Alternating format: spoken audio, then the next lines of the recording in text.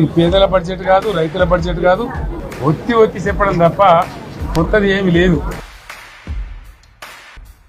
అది కూడా చెప్తాను. ఎన్ని రోజులు మా పేరు చెప్పి బతుకుతారు? 2014లో రెవెన్యూ సర్ప్లస్ వాస్ 369 crore. మా ప్రభుత్వం ఏర్పడే నాటికే crore మేము క్రియేట్ చేసిన ఆస్తుల గురించి కూడా ఈ ప్రభుత్వం చెప్పాలి కదా అధ్యక్ష. గ్రాస్ స్టేట్ డొమెస్టిక్ ప్రొడక్ట్ 4 లక్షల కోట్ల నుంచి 2014లో మన రాష్ట్ర సంపద 14,64,000 కోట్లకు ఎదిగిందని చెప్పి వారు ఇచ్చిన సోషియో ఎకనామిక్ అవుట్లుక్ లోనే చెప్పారు.